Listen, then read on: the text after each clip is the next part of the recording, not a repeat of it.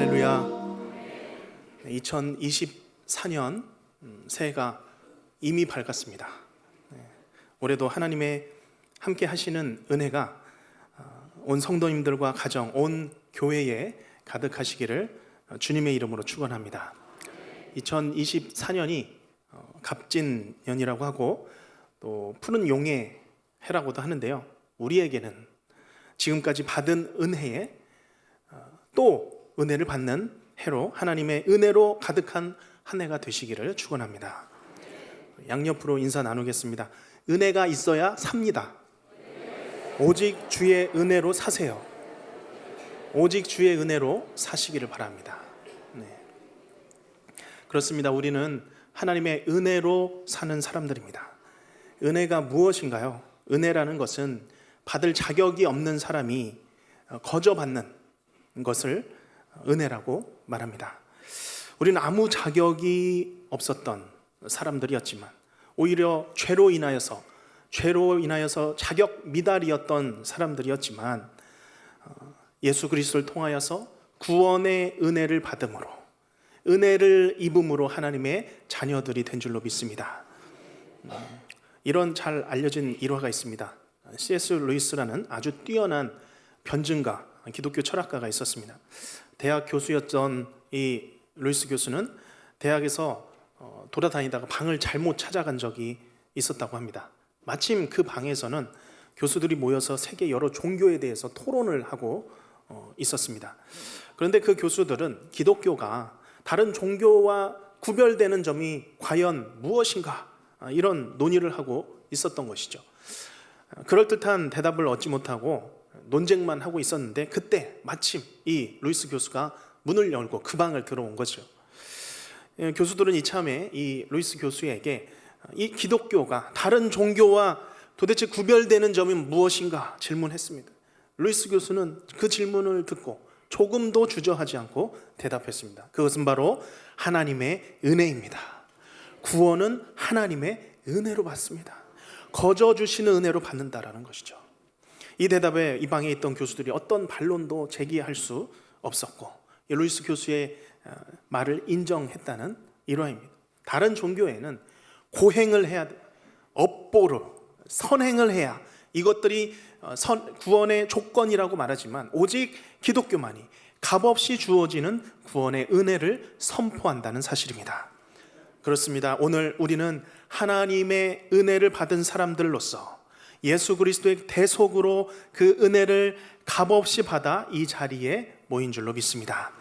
그런데 이 은혜라는 것은 구원을 받을 때만 역사하는 것이 아니죠. 우리의 삶 속에 역시 이 구원의 은혜가 확장되고 연장되는 것이죠. 그래서 우리는 고백합니다. 지난 해에 살아온 모든 것 하나님께서 하신 은혜입니다. 고백하는 것이죠.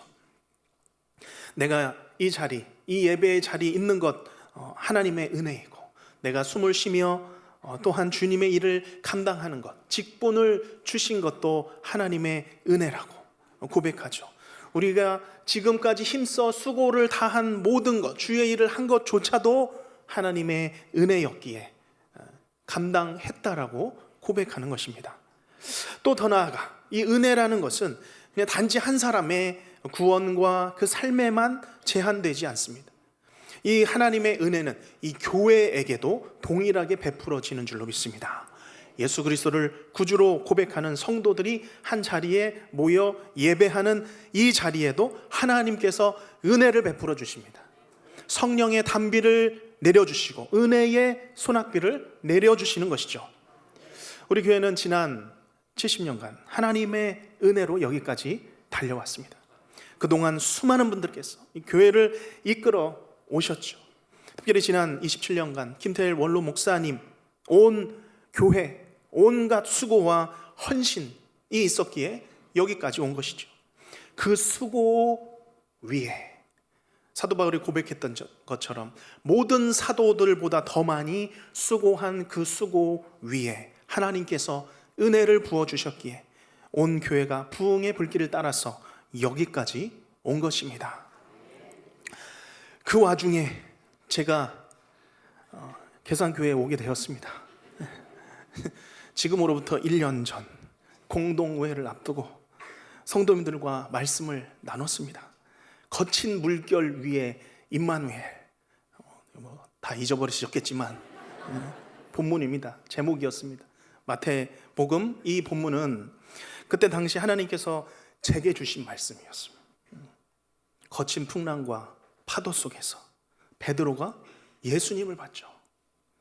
그때 베드로가 그가 생각했던 가장 안전한 그 배 위에서 물로 뛰어내렸습니다. 예수님을 만나려고, 예수님께 가려고 배에서 뛰어내렸죠. 그게 그때 제 마음이었습니다. 안전지대를 넘어서 한 번도 경험하지 못한 새로운 하나님의 부르심으로 뛰어드는 것은 베드로의 뛰어들음과 이 맘먹는 뛰어들음이었습니다. 하나님, 부족한 저에게 힘을 주시고 능력을 주시옵소서. 저는 가겠습니다. 뛰어들겠습니다. 하나님께서 능력을 주실 줄로 믿습니다. 그리고 1년을 지나 여기까지 왔습니다. 그런데 한 2주 정도 전에 기독신문 기사를 하나를 읽었습니다. 크리스찬 미래학자라고 부르는 최윤식 박사님과의 어떤 대담 기사, 그런 보도였습니다. 그동안 한국 교회 안에는 3번의 부흥기가 있었다고 합니다. 1차 부흥기는 조선 말기에 일어난 원산 부흥운동, 평양 대부흥운동, 100만인 구령운동, 그때 일어난 1차 부흥운동이죠. 또한 그 순수한 영성이 한반도 전체에 퍼지면서 한국 교회가 본격적으로 성장의 기틀을 마련한 것이 2차 부흥기였습니다. 3차 부흥기는 1970년대, 80년대, 넘어서 90년대까지 인구 성장, 경제 성장으로 교회가 양적으로 급속하게 성장하면서 하나님이 부어주신 부흥의 시기였습니다. 그리고 한국 교회는 2000년대 말을 기점으로 3차 부흥기가 이제 저물어가고 쇠퇴하여 간다라고 이야기했습니다. 그래서 보통 기독교 국가의 역사를 보면 3번 정도 3차까지 부흥기를 맞다가 동일하게 교회가 쇠퇴의 길을 걷는다고 합니다. 하나님께서 또 다른 곳으로 그 부흥의 불길을 옮기시는 것이죠. 그러나 이분의 말씀은 한국 교회는 좀 다르다고 하는 것입니다. 앞으로 2번의 부흥기가 올 것이다 라고 예측을 했습니다. 먼저 5차 부흥기는 통일이 일어날 때에 오는 부흥, 하나님께서 통일이 일어날 때에 부흥을 일으키실 것이다. 북한의 그 북녘 땅에 부흥을 일으키실 것이다. 그리고 그 이전의 4차 부흥기는 통일의 5차 대부흥을 준비하는 동안 교회를 새롭게 하시는 하나님의 역사가 우리 한국 교회 가운데 있을 것이다. 이것이 4차 부흥기요, 우리가 그것을 지금 앞두고 있다, 직전에 두고 있다라고 하는 것입니다. 그러면서 이제 곧 맞이할 이 4차 부흥기에는 교회가 3종류로 나눠질 것이라고 합니다. 첫째는 시대의 변화 속에서 소멸하는 교회입니다. 둘째는 변화를 받아들이고 점점 회복되어 가는 교회들입니다. 셋째는 시대적 사명을 감당하며 불꽃같이 타오르는 교회가 일어날 것이다. 부흥 역시 하나님께서 교회에 부어주시는 주권적인 하나님의 은혜입니다. 저는 하나님께서 우리 계산교회가 이 4차 이 부흥의 물결로 함께 뛰어드는 교회가 되시기를 주님의 이름으로 축복합니다. 소망합니다. 우리가 그것을 기대하시길 바랍니다. 그 부흥의 물결의 그 흐름, 큰 그 물줄기에 우리가 뛰어들기를 원합니다. 제가 이번 신년 특별 새벽 기도회를 통하여서 얻은 기도 응답이 바로 그것이었습니다. 제가 미지에 알 수 없는 새로운 이런 두려움의 어떤 목회에 뛰어드는 것이 아니었습니다. 하나님께서는 확실하며 보장된 이 부흥의 물결, 또한 부흥의 이 큰 물줄기에 뛰어들게 하시는구나. 하나님께서 이끌어 가시는 이 성령의 물결에 뛰어들 시대적 소명을 감당하며 불꽃같이 타오르는 교회가 되게 하여 주시옵소서. 하나님, 우리 교회에 은혜를 베푸시고 지금까지 부어주셨던 은혜에 또 은혜를 부어주시옵소서. 엘리야가 그 작은 구름을 보고 큰 비를 보는 믿음으로 나아갔던 것처럼 저는 분명히 우리 교회에 큰 비와 같이 은혜의 소낙비와 성령의 기름 부음이 가득 넘쳐날 것을 확신합니다. 더불어 우리가 한 사람도 빠짐없이 이 은혜의 수혜자가 되시기를 바랍니다. 내가 은혜를 가로막는 거치는 장벽이 되거나 장애물이 되기보다는 우리 모두가 말씀과 기도에 파묻혀 살아가시는 은혜의 수혜자가 되시길 바랍니다. 무엇보다 우리 안에서 이 심령 대부흥의 역사가 일어나야 할 것입니다. 우리가 1년에 한 번 부흥회 할 때 그때만 바짝 우리 마음의 부흥이 일어나는 것이 아니라 매일매일 드리는 기도마다, 구역의 모임마다, 또한 주일의 예배마다 하나님의 그 부흥의 물결이 우리의 마음 가운데서 심령 대부흥의 역사로 일어나기를 우리 주 예수 그리스도의 이름으로 간절히 소망합니다. 오늘 2024년 비전의 말씀이 속한 이 123편 시편 말씀은 짧지만 강력한 시편 말씀 중에 하나입니다. 이 시편이 우리에게 가르치는 가장 중요한 것은 우리가 주의 은혜를 구해야 한다는 것입니다. 우리 하나님은 자비하셔서 긍휼이 풍성하신 분이시며 주의 은혜를 간구하는 자에게, 구하는 자에게 그것을 다 쏟아부어 주신다는 말씀입니다. 시편을 주석하는 찰스 스펄전이라는 목사님은 시편 120편부터 123편까지 이것이 연결되어 있다라고 주석하면서 점차 이것이 영적으로 어떻게 상승해 가는가를 말씀하고 있습니다. 특별히 시편 120편에서 시편 기자는 절망 가운데서 고개를 듭니다. 121편에서 내가 산을 향하여 나의 눈을 들리라. 이 시인은 산을 바라보죠. 더 나아가 122편에서 시인은 성전을 바라보고 마침내 123편에서 결국 하늘에 계신 여호와 하나님을 바라보고 있습니다.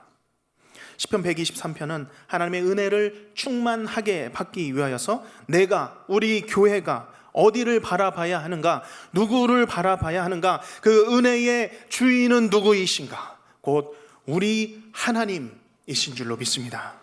오늘 이 말씀을 통하여서 우리가 한 해 동안 하나님의 은혜를 간구하시는 그런 결단으로 나아가시길 바랍니다. 그래서 우리가 절망 가운데서 고개를 들어 하늘에 계신 하나님께, 하나님을 바라보는 이 영적 상승의 복이 우리 모든 성도님들 가운데 일어나기를 축복합니다. 인생에 여러 가지 얽힌 문제들이 있습니다. 복잡한 문제들이 있습니다. 그러나 우리가 그 가운데서 빠져나와서 독수리에 날개치며 올라감 같이, 또한 우리가 은혜 안에 뛰놀며 라고 찬양하지 않습니까? 그 은혜 안에 뛰놀며 찬양하며 경배하시는 우리 모든 성도님들의 삶이 되시기를 바랍니다. 특별히 위층에 계신 분들, 제가 설교하다가 자꾸 못 바라봐서 죄송합니다. 시선이 높아서 제가 잘 바라보지 못하는데요, 비록 아래를 바라보시더라도 항상 안에서 영적 상승의 복이 넘치시기를 주님의 이름으로 축복합니다. 오늘 시편 123편은 우리가 하나님께 어떻게 은혜를 구해야 하는가를 가르쳐주고 있습니다. 첫째로 하늘에 계신 은혜의 주 왕을 바라보라 말씀하고 있습니다. 우리 1절을 함께 읽겠습니다. 하늘에 계시는 주여 내가 눈을 들어 주께 향하나이다. 아멘. 우리가 무엇인가 도움을 받아야 한다면 실제로 그 도움이 주어지는 곳을 바라봐야죠. 주어질 수 있는 그 사람을 찾아야 합니다. 불이 나면 119를 부르고 강도가 오면 112를 찾듯이 시편 기자는 지금 은혜를 받기 위해서 은혜를 사모하며 어디를 봐야 할지 정확히 알고 있습니다. 어디입니까? 눈을 들어서 하늘에 계신, 하늘 보좌에 계신 우리 주님을 바라본 오늘 이 시인의 마음을 우리가 본받기를 원합니다. 하나님은 하늘의 왕이십니다. 온 세상의 왕이십니다. 은혜가 부어지는 곳이며 우리가 순간마다 이 은혜가 폭포수처럼 부어지는 은혜의 저장고, 완전한 저장고가 되십니다. 은혜가 갈하지 않는 어마어마한 하늘 은혜의 원천이 되시는 줄로 믿습니다. 그래서 그 하늘의 그 은혜의 원천에서 우리에게 쏟아 부어지는 것이죠.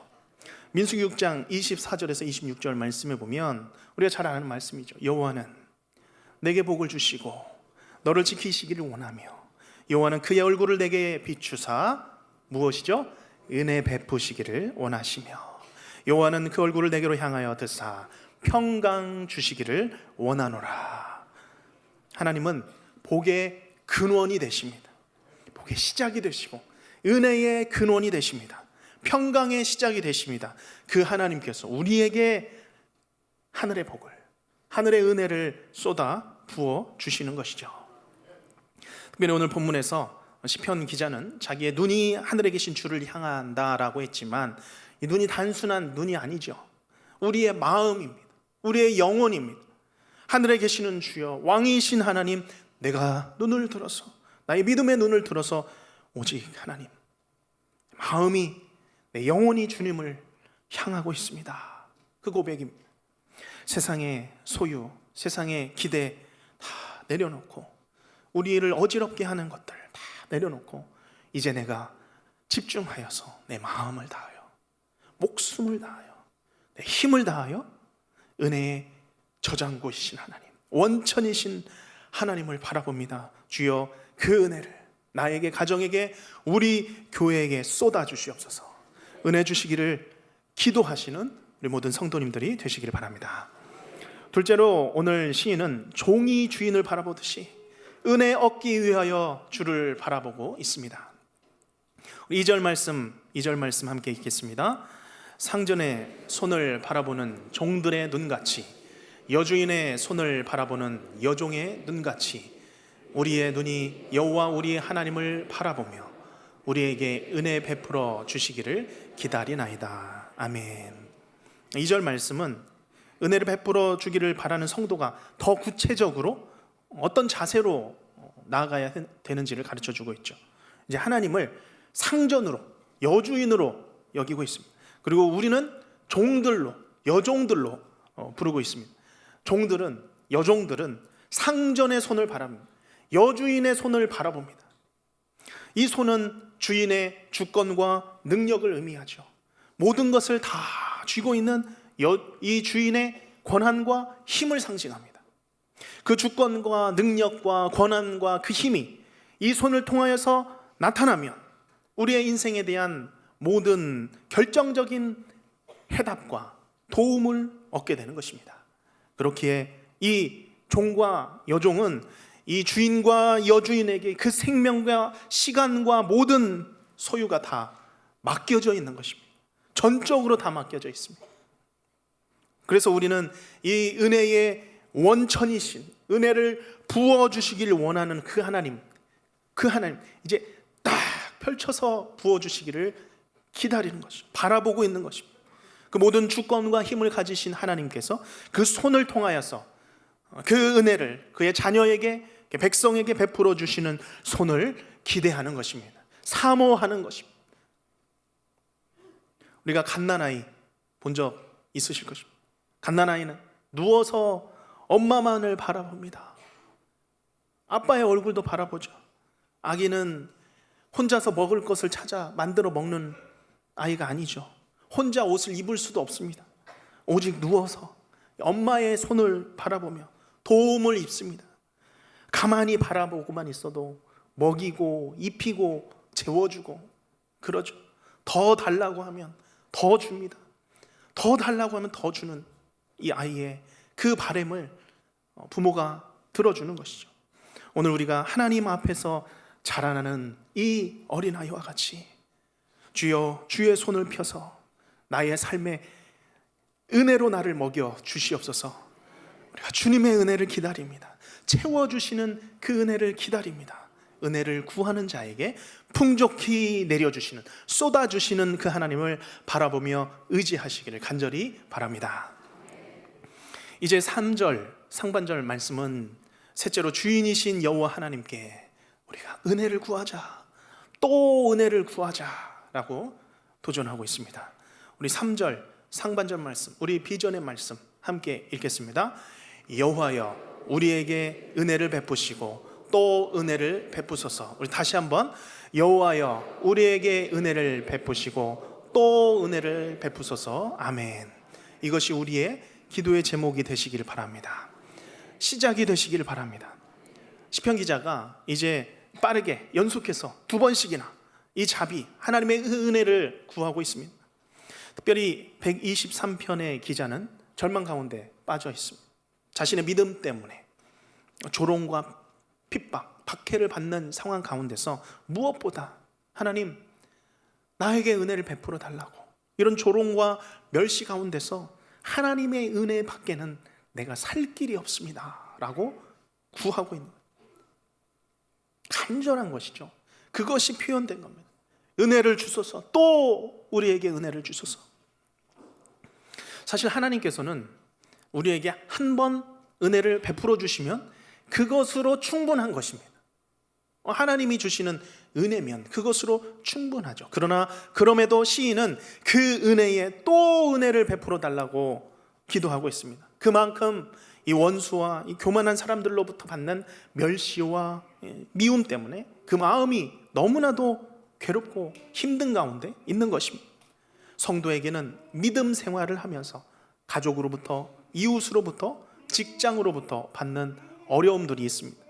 모든 행동들이 삶을 살아갈 때 조심스러울 때가 있고, 또한 교회에 대한 좋지 않은 그런 말들을 들어도 우리가 마음으로 그 모든 말들을 삼키면서 신앙생활을 할 때가 있는 것이죠. 그러나 그렇게 믿음 생활을 방해하는 것이 꼭 사람의 일들만은 아닙니다.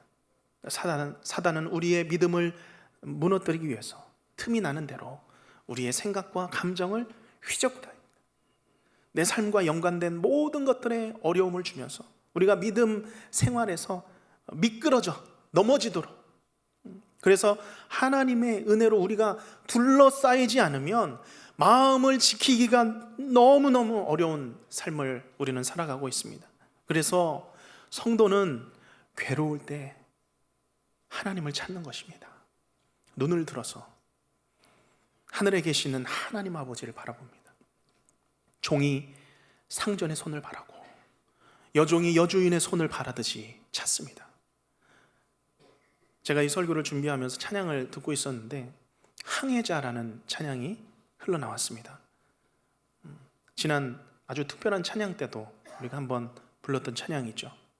그런데 오늘 이 세상의 삶에서 지쳐서 힘든 이 시인이 여호와의 은혜를 구하고 정말로 다시 한번 은혜를 구하는 마음, 하나님 나를 포기하지 말아 주시옵소서.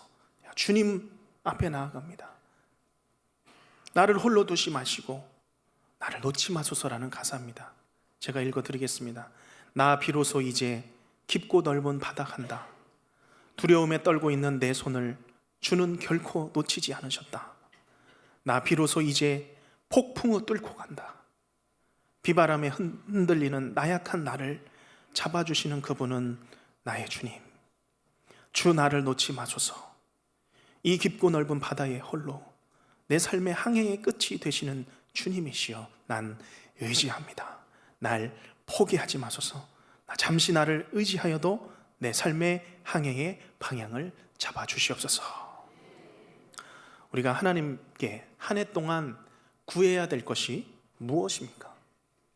오직 하나님의 은혜이며 또 하나님의 은혜인 줄로 믿습니다. 사단은 우리의 믿음을 꺾으려고 오늘도 우리를 시험합니다. 우리를 지치게 하고 낙심하게 합니다. 그러나 중요한 것은 꺾이지 않는 믿음입니다. 우리 젊은 세대에서 중꺾마라는 말을 씁니다. 무슨 뜻인지 다 아시죠? 네. 아시는 분위기입니다. 중요한 것은 꺾이지 않는 마음이다. 그래서 중꺾마라고 부릅니다. 그래서 마음을 강하게 하고 살면 얼마든지 이 삶을 이겨낼 수 있다. 이제 그런 다짐의 표현이죠. 그렇지만 마음이 무너질 때가 있습니다.